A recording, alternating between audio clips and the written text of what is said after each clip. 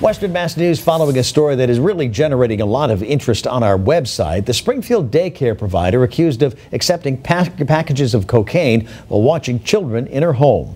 Good to have you with us. I'm Dave Manson. And I'm Beth Ward. Western Mass News reporter Audrey Russo joins us now live from our downtown MGM studios with answers to the questions many parents have been asking. Audrey? If you go by the information parents could research online, Elsie Pereira raised no red flags. She had no prior criminal history. She had been licensed to operate a daycare for 10 years, and she was recently renewed to care for 8 children in her Pine Street home. I spoke with a local daycare provider to see exactly what standards need to be met in order to operate a child care center out of a house. To make sure you have the correct amount of children that your license states. Susan Jensen, who runs a Springfield home daycare, explains how her 25-year-old business is regularly checked by the State Department of Early Education and Care. They just want to make sure everything is safe in your home, and they do check. Believe me, they open cabinets, they open drawers. I'm licensed every 3 years, and they can come whenever they want. They can just pop in, and they do pop in. Jensen says she receives a random visit around once a year. State officials confirmed to Western Mass News that Elsie Pereira's last unannounced visit was on December 14th of 2018, just a few months ago.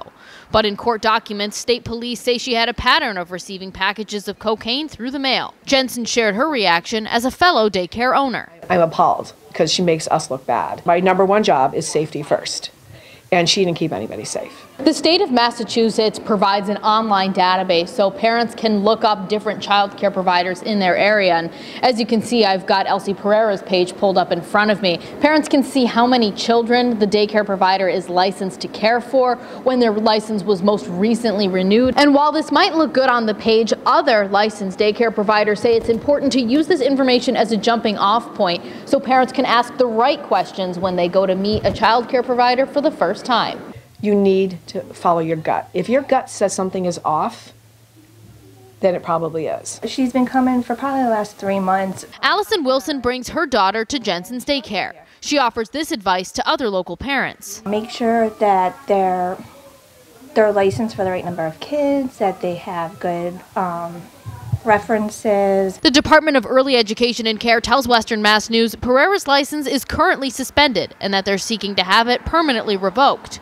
While she can appeal a revocation, officials say Pereira cannot operate any daycare during that process. Up to 8 parents are now looking to find another daycare for their kid with like a day's notice. How tough is that? That's hard. I have people who have been asking me for a year for a spot, and I still don't. It's scary because you don't know.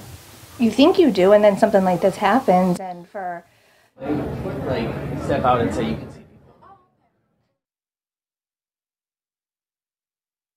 Vouchers, and they tell me that Pereira needed to have regular contact with one of their resource and referral agencies in order to accept those vouchers. So that's just another layer of the state agency that needed to have regular contact with Pereira.